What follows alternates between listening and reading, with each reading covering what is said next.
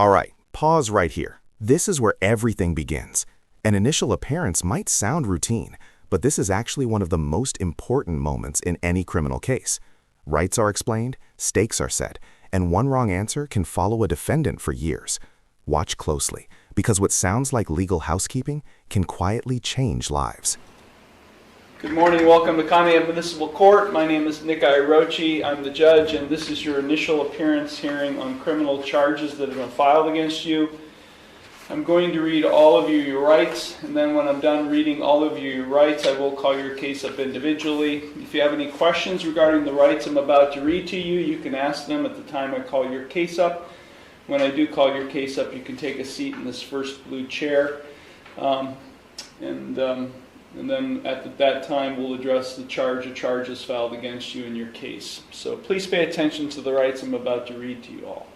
You do have a right to be informed of and to understand the nature and the elements of the charge or charges filed against you. You also have a right to know the potential penalties that could be imposed, and I will explain those potential penalties to you when I call your case up. You have a right to remain silent and not to say anything during this hearing that might incriminate yourself. Any statement you make could be used against you. You also have a right to a trial to the court.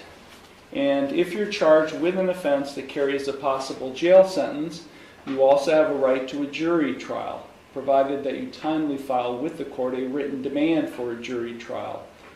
At trial, you have the right to confront and ask questions of any witnesses who would testify against you. You also have a right to use the court process to secure the attendance of any witness who you would want to testify on your behalf. At trial, you have the right to be proven guilty beyond a reasonable doubt and a right not to testify. You also have a right to have an attorney represent you, and if you're charged with an offense that carries a possible jail sentence, you do have a right to court-appointed counsel and to have a lawyer assigned to represent you only if you cannot afford one. If you do qualify for court-appointed counsel, there is a $25 application fee and a $50 cost reimbursement assessment that apply. You also have a right to a continuance of this initial appearance hearing in order to retain the services of your own attorney or to consult with your own lawyer. If you are convicted of any of the charges filed against you or any related offense, you have a right to appeal the conviction or sentence. That must be done within 30 days of the conviction, and you would be entitled to a court-appointed attorney in the Court of Appeals if you receive a jail sentence and cannot afford a lawyer. Now, if you plead not guilty today to any of the charges filed against you, I will set your case for further proceedings after today, and I will set a bond. A bond is set by the court to ensure your appearance at all future proceedings as well as to protect public safety. And today you have the right to a reasonable bond. If you are not a citizen of the United States, you are hereby advised that conviction of the offense to which you could be pleading guilty or no contest may have the consequences of deportation, exclusion from admission to the United States, or denial of naturalization pursuant to the laws of the United States. Now, each of you have 3 plea options that are available with respect to each of the charges filed against you. You can either plead guilty, not guilty, or no contest. This right here is huge. Guilty, not guilty, no contest. 3 options, but they are not equal. A guilty plea ends the case immediately. Not guilty buys time and leverage. And no contest? That's the legal gray zone most people misunderstand. Question for you. If you were standing there, which plea would you choose and why? Or no contest. If you plead guilty, that is a complete admission by you to the offense charged. If you plead guilty, the court will find you guilty, and then I will impose sentence. The second option is you can plead not guilty. If you plead not guilty, that is a denial by you to the offense charged, and as I said earlier, if you plead not guilty, I'll set your case for further proceedings after today, and I will set a bond. The third option is you can plead no contest. If you plead no contest, that is not an admission of your guilt, but it is an admission by you of the truth of the facts alleged in the complaint filed against you. If you enter a plea of no contest, this court will find you guilty and I will impose sentence without any evidence being presented against you. However, the plea of no contest cannot be used against you in any later civil or criminal proceedings. Court is now calling City of Conneaut versus Janet C. Sabo, case number 26 CRB 24.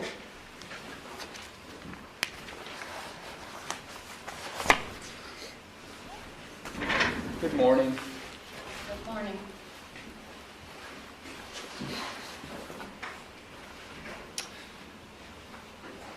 Ms. Sabo, did you understand all of the rights and plea options I just explained to everyone? Yes. Do you have any questions regarding those? No. Okay. Did you receive a copy of the complaint filed against you? Yes. Okay. You're charged with one count of failure to abate public nuisance. That is a minor misdemeanor.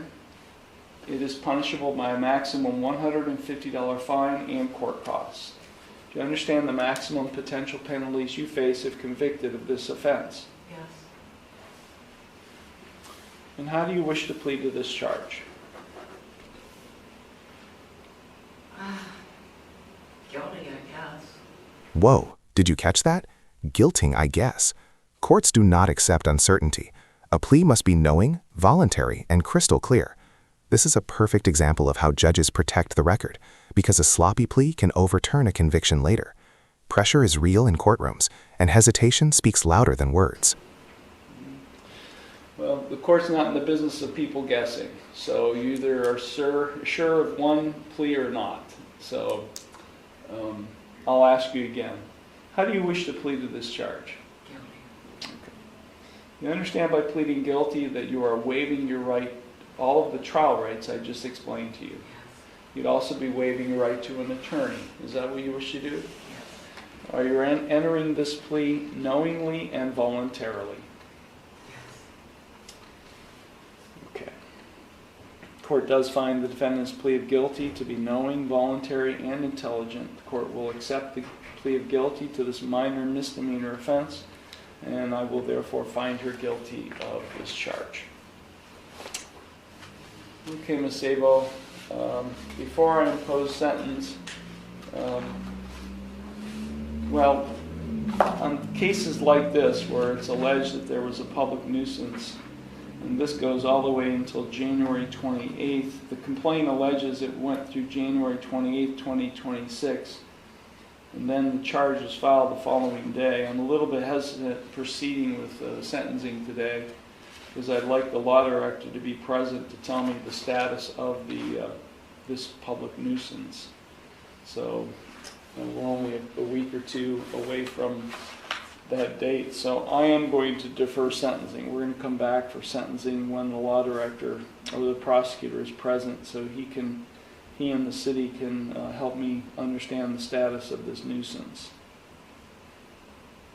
So we are going to give you a sentencing date. And I'll defer sentencing for roughly 2 This is a subtle but powerful move by the judge.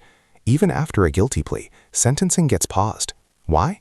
Because judges don't like sentencing blind. They want facts, updates, compliance, not guesses.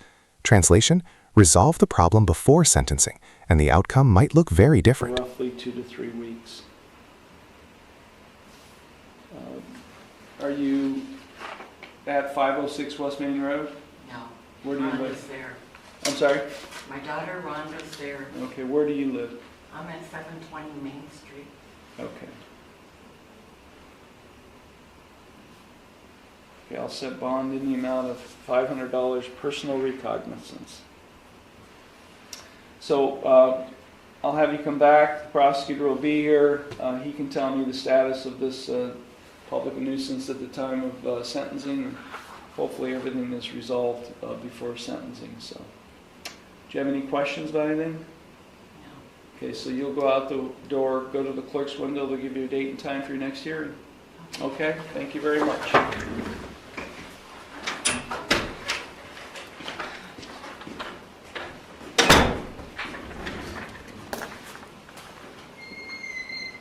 The Court is now calling State of Ohio versus Morgan M. Burns, case number 25 or 26 CRB 25. Good morning.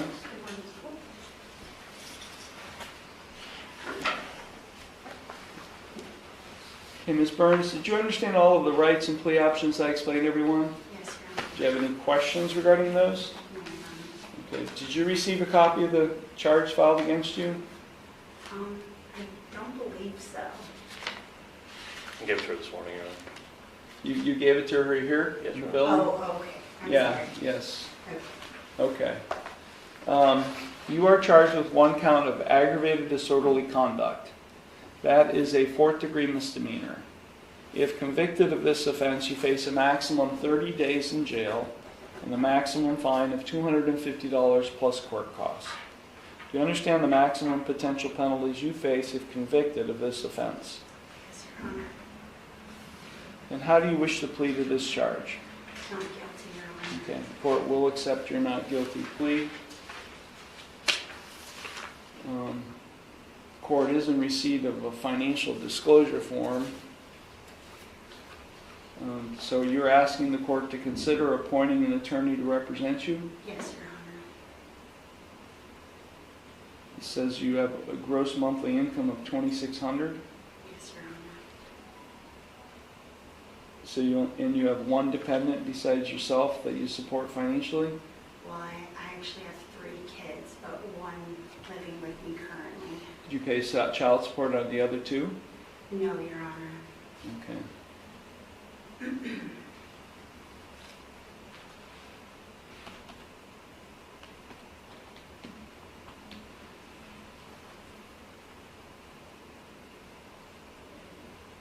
Do you support any way those other 2 children? Yes, Your Honor. How do you do that? I have them under my health insurance. When I take them to daycare, I get government assistance through my income.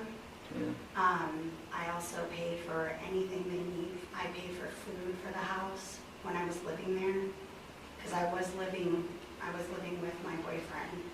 Okay. We all lived together, so that was kind of how we were doing things. I took care of the food, I took care of the daycare bill, and if he needed any money for the mortgage payment, I would give him that as well. Okay. I will accept the financial disclosure form. I see that the public defender representative wrote final determination by judge on the form. So I do find, based on the information you've provided on the form and today, that you do qualify. And This exchange shows how detailed financial reviews actually are. It's not just income. It's dependents, support, assistance, real-life expenses. And once the court appoints a public defender, the dynamic shifts. Now this case becomes strategy, negotiation, and damage control.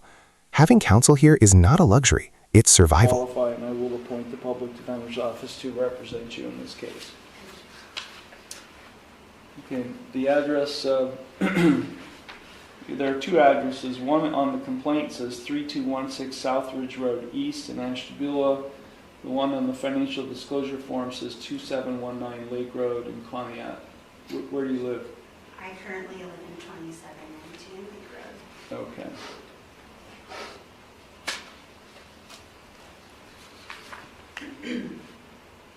The law director or prosecutor submitted a written bond recommendation asking that bond be set in the amount of $5,000 personal recognizance. The allegations are that on February 1st, 2026, the defendant engaged in turbulent behavior during an argument in North Kingsville.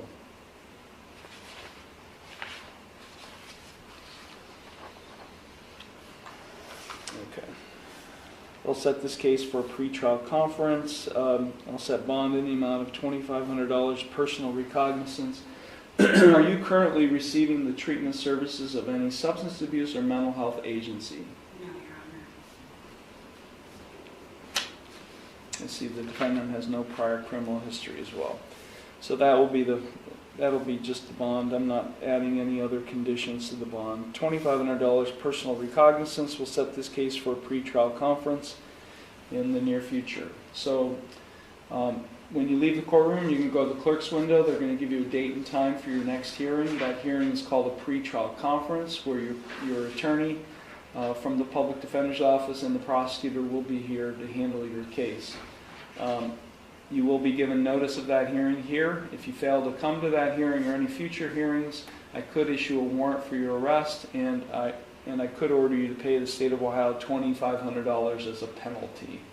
Do you understand all of that? Yes, Your Honor. Okay. Do you have any questions? No, Your Honor. Okay. You can go to the clerk's window. They'll take care of you. Thank you. Have a good day. You too. Thank you, Your Honor. Thank you. Court is now on the record in City of Pontiac versus Brian S. Surrey. Case numbers 26 CRB 26. Court is also taking up probation violation complaints filed against Mr. Surrey in 25 TRD 581, 24 CRB 335, and 24 CRB 336. Mr. Surrey is present. Also present is Probation Officer Sean Benoit. Mr. Surrey,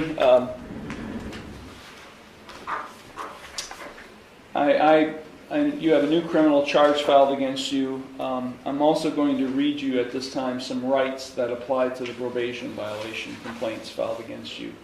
Have you received copies of the probation violation complaints filed against you on February 3rd?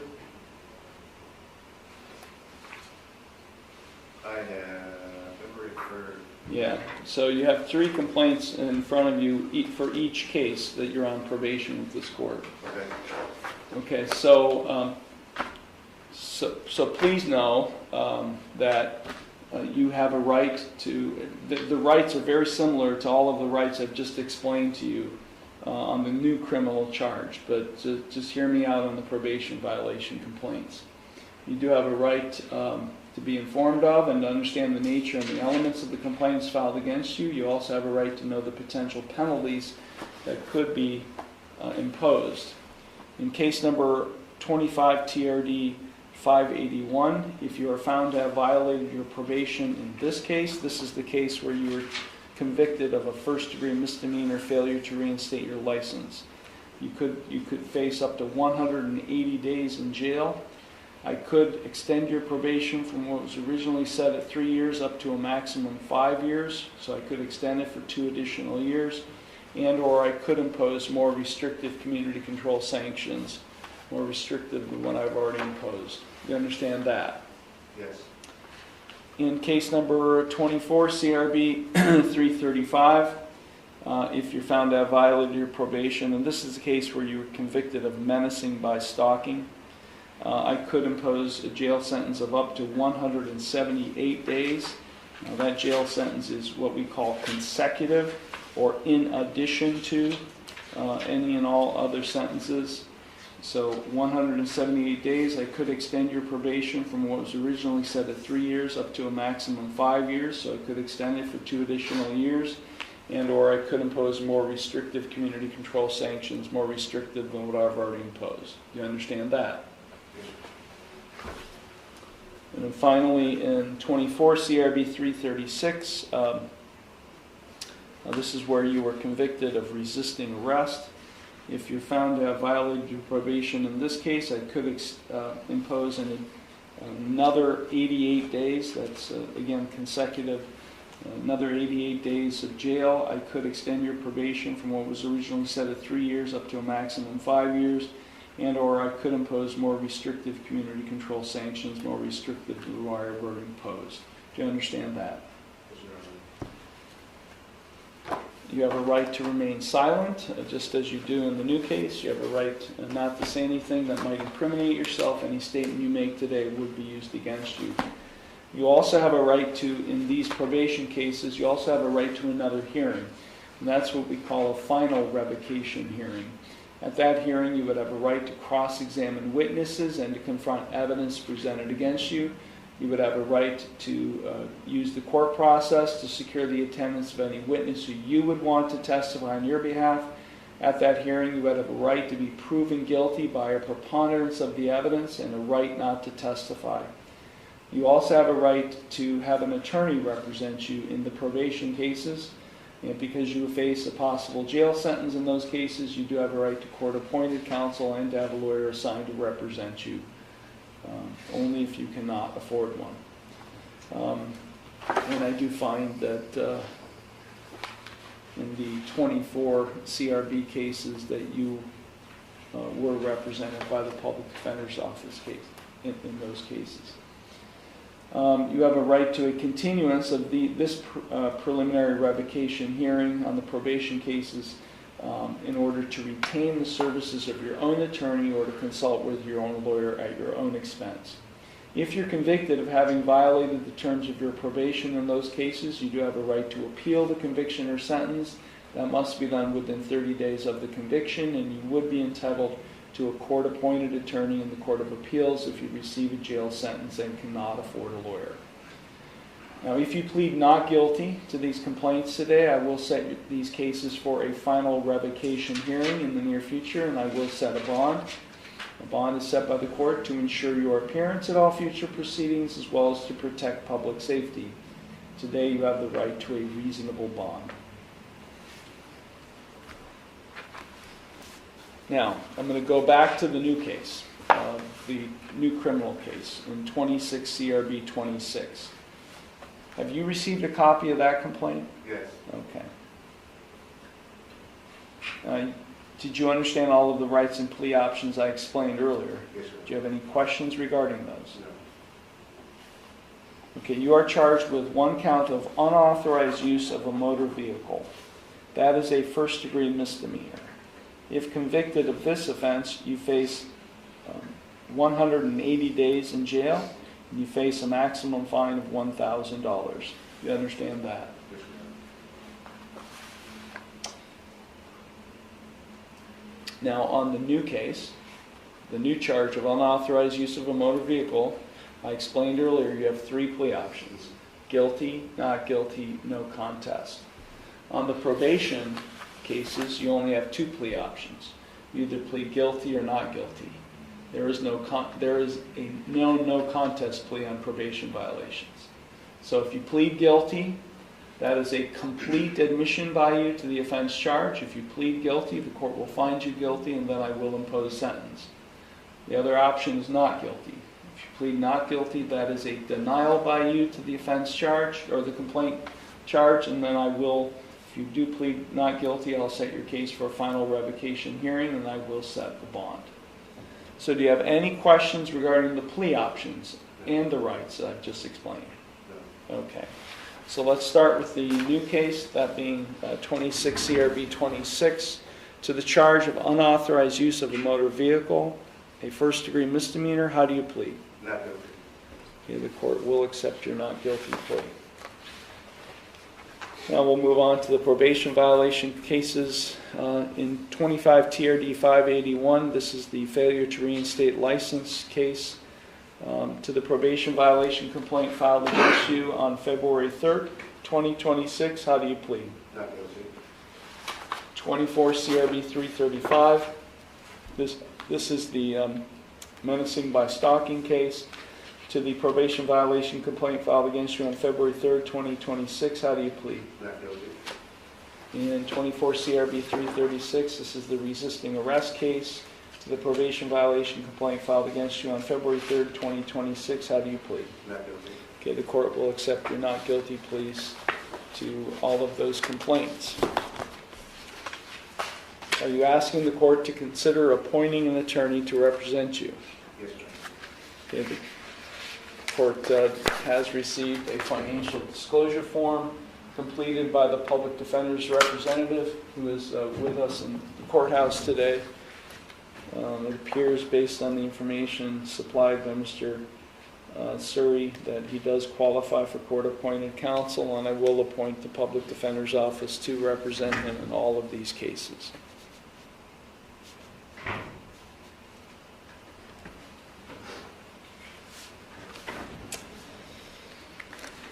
I do find, based on the information contained in the probation violation complaints, that the nature of the violations really emanate from the new charge that has been filed, so I'm not going to elicit the testimony of the probation officer. because they're all related. I do find probable cause exists for the filing of the probation violation complaints against Mr. Surrey and all of the probation cases based on the filing of the new criminal charge against him in 26 CRB 26. Officer Benoit, do you have any position on bond? Your Honor, Mr. Surrey has continuously checked in when he was required to. I've had no issue with him not checking in for appointments. I wouldn't be opposed to a personal recognizance bond. Mr. Surrey did inform me today that he's checking in rehab after court today as well. Thank you.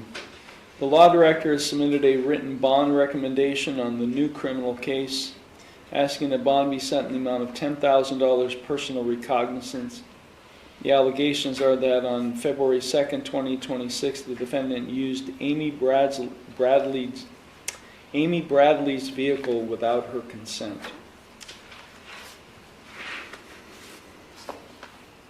You're still at 446 Lakeshore Court?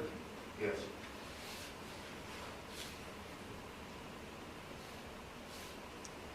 Where are you going to rehab?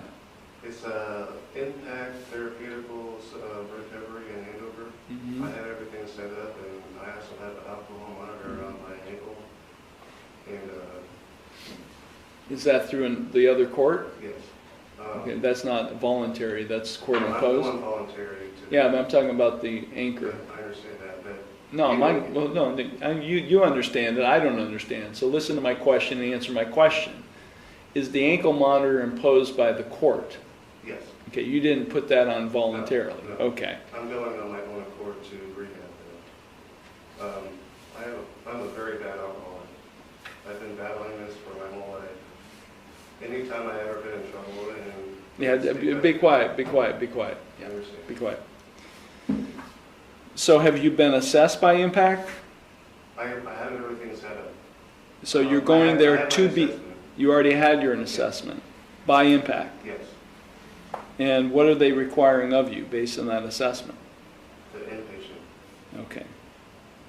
Well, they have 3.1, right? That's the highest they go there. Yeah, it's a 30-day program, and I'm going to Yeah. extend it as long as I can. Okay. On the new criminal case, 26 CRB 26, bond will be set in the amount of $10,000. This is where the stakes explode. New charge plus probation violations is a legal minefield. Notice how treatment, alcohol monitoring, and bond conditions all collide here. The court isn't just punishing, it's controlling risk. Final question for you. Is this accountability, or is this the last warning before jail? $10,000 personal recognizance. As conditions of the bond, the defendant is ordered not to consume or possess alcohol or drugs.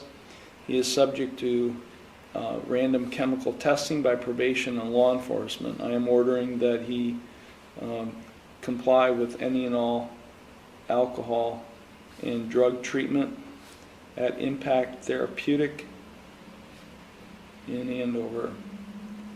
And she is ordered to successfully comply with any and all recommended course of treatment. Now it's court ordered, which means if you're arranged to go there today, you must go there. I'm going there today. Yeah. They're actually coming to pick me up.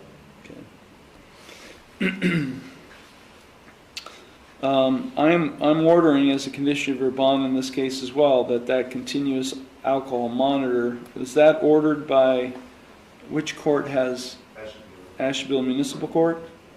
Okay, I'm just going to make it a condition of your bond in this case, that continuous alcohol monitor be part of your bond. I have to pay $400 a month for that. I had to pay $550 to get it put on. I don't know how much I can pay. I want to see if my fiance will. Right. So if you get that changed with her, then come to me and ask me to do the same. In all of the other cases, bond will be set in the amount of $10,000 personal recognizance in each of the cases, probation cases, with the exact same conditions. No, not to consume or possess alcohol or drugs, subject to random chemical testing. Successfully comply with any and all recommended course of treatment at Impact Therapeutics, as well as the continuous alcohol monitoring device imposed by Ashtabula Municipal Court. We will set all of these cases for a pretrial conference and final revocation hearing when the public defender and the prosecutor are present. Mr. Suri, do you have any questions about anything? No. Officer Benoit, anything further? No, Your Honor, thank you. Okay, thank you.